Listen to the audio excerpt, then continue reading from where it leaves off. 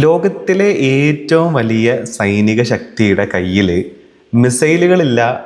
മിസൈലുകളുടെ എണ്ണം ശേഖരം കുറഞ്ഞിട്ടുണ്ട് എന്നുള്ളതാണ് റോയിട്ടേഴ്സ് റിപ്പോർട്ട് ചെയ്യുന്നത്. അതും സർഫേസ് ടു സർഫേസ് മിസൈലുകളുടെ എണ്ണം കുറഞ്ഞു എന്നാണ് റോയിട്ടേഴ്സിൻ്റെ റിപ്പോർട്ടിൽ പറയുന്നത്. ഇത് ആരെക്കുറിച്ചാണ് പറയുന്നതെന്ന് ചോദിച്ചു കഴിഞ്ഞാൽ, ലോകത്തിലെ ഏറ്റവും വലിയ സൈനിക ശക്തി കഴിഞ്ഞ ദിവസം പീറ്റ് ഹെഗ്സെറ്റ് അടക്കം പറഞ്ഞിട്ടുണ്ട്, ലോകത്തിലെ ആരെക്കാളും കൂടുതൽ ആയുധങ്ങളുള്ളതും മിസൈലുകളുള്ളതും അമേരിക്കയുടെ കയ്യിലാണെന്നുള്ളത്. അപ്പോഴാണ് റോയിട്ടേഴ്സ് ഇങ്ങനൊരു റിപ്പോർട്ട് പുറത്തുവിടുന്നതും ഇറാനെതിരെ ഞങ്ങളിനി വ്യാപകമായിട്ടുള്ള ആക്രമണത്തിലേക്ക് പോകുന്നില്ല, മിഡിൽ ഈസ്റ്റിലുള്ള രാജ്യങ്ങളുടെ റിക്വസ്റ്റൊക്കെ അനുസരിച്ചിട്ട് ഞങ്ങൾ അങ്ങനെ ഒരു പരിപാടി ചെയ്യുന്നില്ല എന്നുള്ള ട്രംപിൻ്റെ പ്രസ്താവനയും വരുന്നത്. ഇതിനെ രണ്ടിനെയും കൂടെ കണക്ട് ചെയ്ത് നോക്കുമ്പോൾ യഥാർത്ഥത്തിൽ മിഡിൽ ഈസ്റ്റിലുള്ള രാജ്യങ്ങളുടെ റിക്വസ്റ്റ് ആണോ പ്രശ്നം, അല്ലെങ്കിൽ ഇപ്പം നടത്തിക്കൊണ്ടിരിക്കുന്ന ചർച്ചയാണോ പ്രശ്നം, അതോ അടിക്കാൻ ആയുധങ്ങളില്ലാത്തതാണോ പ്രശ്നം? ഇതാണ് ഇവിടെയുള്ള ഒരു പ്രധാനപ്പെട്ട ക്വസ്റ്റ്യൻ എന്ന് പറയുന്നത്. അമേരിക്കയ്ക്ക് യഥാർത്ഥത്തിൽ മിസൈലുകളുടെ ആവശ്യം എന്ന് പറയുന്നത് ജസ്റ്റ് ഇറാനെ അടിക്കുക എന്നുള്ളത് മാത്രമല്ല. ഇപ്പോഴത്തെ പ്രധാനപ്പെട്ട ഒരു ആവശ്യം എന്ന് പറയുന്നത് ഇറാനെ തകർക്കുക, ഇറാൻ്റെ ഈ പറയുന്ന ആയുധശേഷിനെയും അതേപോലെ തന്നെ മിലിറ്ററി പവറിനെയും ഇല്ലാണ്ടാക്കുക എന്നുള്ളത് ഒരു ലക്ഷ്യമാണെങ്കിൽ കൂടെ, അമേരിക്ക എന്ന് പറയുന്ന രാജ്യത്തിനെ സംബന്ധിച്ചിടത്തോളം അമേരിക്കയുടെ കയ്യിലുള്ള മിസൈലുകൾ എന്ന് പറയുന്നത് ഇതിനു വേണ്ടി മാത്രമല്ല. റഷ്യയുടെ കടന്നുകയറ്റത്തിനെതിരെയും അതേപോലെ തന്നെ ചൈനയുടെ കടന്നുകയറ്റത്തിനെതിരെയും അതേപോലെ തന്നെ ചൈന ലക്ഷ്യം വെച്ചിട്ടുള്ള പല രാജ്യങ്ങളെ സംരക്ഷിക്കുന്നതിന് വേണ്ടിയിട്ടും അതേപോലെ തന്നെ ഇവരുടെ പവർ ചില ഏരിയകളിൽ എസ്റ്റാബ്ലിഷ് ചെയ്യാൻ വേണ്ടിയിട്ടും നിലനിർത്താൻ വേണ്ടിയിട്ടൊക്കെ ഡിറ്ററൻസിന് വേണ്ടിയിട്ട് ഇവർ ആയുധങ്ങൾ ഉപയോഗിക്കുന്നുണ്ട്.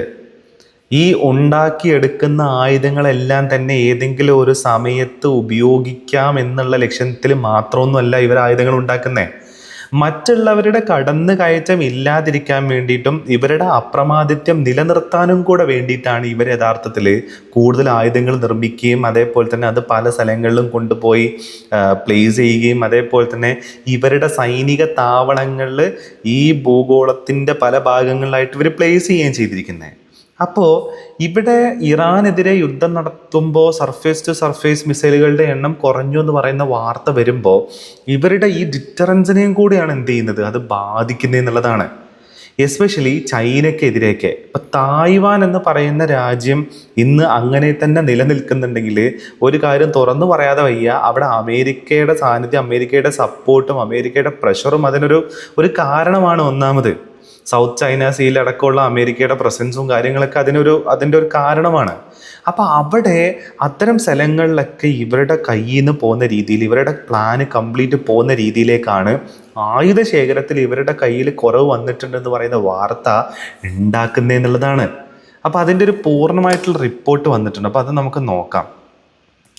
ഇറാനുമായുള്ള യുദ്ധത്തിനിടയിൽ US സൈന്യത്തിൻ്റെ ലോങ് റേഞ്ച് പ്രിസിഷൻ മിസൈലുകളുടെ ആഗോള ശേഖരത്തിൻ്റെ വലിയൊരു ഭാഗം ഉപയോഗിച്ച് തീർന്നതായി റിപ്പോർട്ട്. അതായത് ആഗോള ശേഖരം എന്ന് പറയുന്നത് ഞാൻ നേരത്തെ പറഞ്ഞ സാധനമാണ്. അതായത് റഷ്യക്കെതിരെ ചൈനക്കെതിരെയൊക്കെ ഡിറ്ററൻസിന് വേണ്ടിയിട്ട് ഇവർ പല സ്ഥലങ്ങളിലും കൊണ്ടുവച്ചിട്ടുള്ള ആ ശേഖരത്തിലാണ് കുറവ് വന്നിരിക്കുന്നത് എന്നുള്ളതാണ്. അപ്പോൾ ഒരു ഫുൾ ഫ്ലെഡ്ജ് വാറിലോട്ട് മൾട്ടിപ്പിൾ എൻഡിലോട്ട് ഇനി വരികയാണെന്നുണ്ടെങ്കിൽ അമേരിക്കക്ക് ഇത് ഭയങ്കര ക്രൂഷ്യലായിരിക്കും. അങ്ങനെ ഒരു സാധനം അവർ ആഗ്രഹിക്കുന്നേ ഇല്ല. അതുമാത്രമല്ല, ഇറാനെതിരെയുള്ള ഫർദർ അറ്റാക്കും അമേരിക്ക ആഗ്രഹിക്കുന്നില്ല എന്നുള്ളതും കൂടെ ഇതിൻ്റെ കൂട്ടത്തിൽ നമ്മൾ കാണണം. ഇനി ഇത് ഭാവിയിലെ സംഘർഷങ്ങളെ നേരിടാനുള്ള സൈന്യത്തിൻ്റെ സജ്ജീകരണത്തെക്കുറിച്ച് ആശങ്കകൾ ഉയർത്തുന്നതായും റോയിട്ടേഴ്സ് റിപ്പോർട്ട് ചെയ്യുന്നു. സർഫേസ് ടു സർഫേസ് ആയുധങ്ങളായ ആർമി ടാക്ടിക്കൽ മിസൈൽ സിസ്റ്റങ്ങൾ ATACMS എന്ന് ചുരുക്കി പറയുന്ന ഒരു സാധനമാണത്.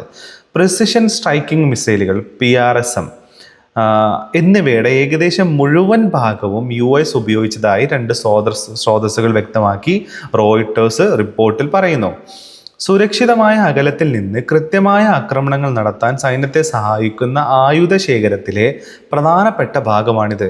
ഈ ദീർഘദൂര ആയുധങ്ങൾ ഓരോന്നിനും $10 ലക്ഷം വില വരും. ഉക്രൈൻ യുദ്ധത്തിൽ റഷ്യയുടെ ലക്ഷ്യങ്ങളിൽ ആക്രമണം നടത്താൻ US നൽകിയ ATACMS മിസൈലുകൾ നിർണായക പങ്ക് വഹിച്ചിട്ടുണ്ട്. അതായത് നമുക്കറിയാലോ, ഉക്രൈനെ പിരികേറ്റി നിങ്ങൾ തുടങ്ങിക്കൊണ്ട് ഞങ്ങൾ പുറകിലുണ്ടെന്നൊക്കെ പറഞ്ഞ് വിട്ടതാണ്. അപ്പം അന്ന് ഈ പറയുന്ന ആർമി ടാക്ടിക്കൽ മിസൈൽ സിസ്റ്റം അവർക്ക് നൽകിയിട്ടുണ്ട് എന്നുള്ളതാണ്. അപ്പം ഈ 2 മിസൈലുകൾ മുഴുവനായിട്ട് ഉപയോഗിച്ച് തീർന്നു എന്നുള്ളതാണ്.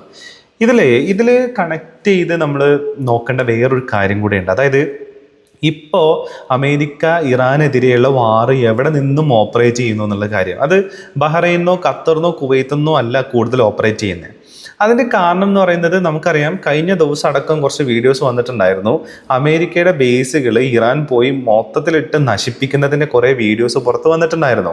അപ്പോൾ ഈ സർഫേസ് ടു സർഫേസ് മിസൈലുകളാണെന്നുണ്ടെങ്കിലും പ്രിസിഷൻ മിസൈലുകളാണെന്നുണ്ടെങ്കിലും ഈ മിഡിൽ ഈസ്റ്റിലുള്ള ഇവരുടെ ലോഞ്ചിങ് പാഡുകളിൽ നിന്നും ഇനി ഇത് ഉപയോഗിക്കാൻ പറ്റാത്ത അവസ്ഥയാണുള്ളത്. ആ ലോഞ്ചിങ് പാഡുകളെ ഉപയോഗിക്കാൻ പറ്റാത്ത രീതിയിലേക്ക് തകർന്നു പോയിട്ടുണ്ട്. അപ്പോഴാണ് ജോർഡാനിൽ നിന്നും ഇപ്പോൾ അവർ കോർഡിനേറ്റ് ചെയ്യുന്നത്. പക്ഷെ ജോർഡാനും ആക്ച്വലി ഇറാൻ്റെ മിസൈൽ ആൻഡ് ഡ്രോൺ പരിധിക്കുള്ളിലുള്ള സ്ഥലമാണ്. കാരണം എന്താ വെച്ച് കഴിഞ്ഞാൽ ഇസ്രായേലിലേക്ക് അവർക്ക് മിസൈൽ ഇടാൻ പറ്റുന്നുണ്ടെങ്കിൽ ജോർഡാൻ ഒട്ടും ദൂരമുള്ള സ്ഥലമല്ലല്ലോ, അടുത്തടുത്ത് കിടക്കുന്ന സ്ഥലങ്ങളാണ്. അപ്പോഴാണ് പിന്നീട് UK എന്നൊക്കെ ഈ പറയുന്ന മിസൈൽ ഇറാനെതിരെയുള്ള ആക്രമണം ഇവർ ഏകോപിപ്പിച്ചു എന്നൊക്കെ പറഞ്ഞിട്ടുള്ള വാർത്തയൊക്കെ പുറത്ത് വരുന്നത്. അപ്പോൾ അങ്ങനെ നോക്കുകയാണെങ്കിൽ തന്നെ ഇനിയിപ്പോൾ സർഫേസ് ടു സർഫേസ് മിസൈലുകൾ ഇറാന് നേരെ ഉപയോഗിക്കണമെന്നുണ്ടെങ്കിൽ തന്നെ അതിൻ്റെ ലോഞ്ചിങ് പാഡ് സിസ്റ്റങ്ങൾ വേണം. അതും തകർക്കപ്പെട്ടിട്ടുണ്ട്, അതും ഇല്ലാതായിട്ടുണ്ട് എന്നുള്ളതാണ്.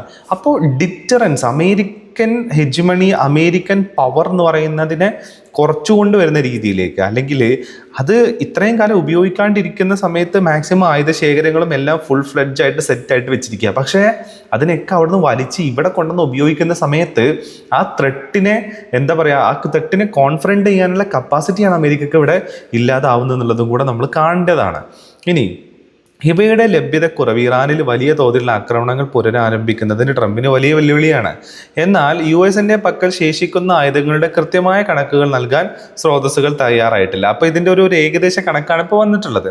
യുദ്ധം നീണ്ടുപോകുമ്പോൾ മിസൈൽ ശേഖരം കുറയുന്നത് റഷ്യയും ചൈനയും ഉൾപ്പെടെയുള്ള എതിരാളികളെ പ്രതിരോധിക്കാനുള്ള US-ന്റെ കഴിവിനെ ബാധിക്കുമെന്ന ആശങ്ക വിദഗ്ധർ പ്രകടിപ്പിക്കുന്നുണ്ട്. എന്നാൽ ലോകത്തിലെ മറ്റാരെക്കാളും ഏറെ കൂടുതൽ ആയുധങ്ങൾ US-നുണ്ടെന്നാണ് വൈറ്റ് ഹൗസിന്റെ പ്രതികരണം. ഇതാണ് ഞാൻ നേരത്തെ പറഞ്ഞ ആ പ്രതികരണം.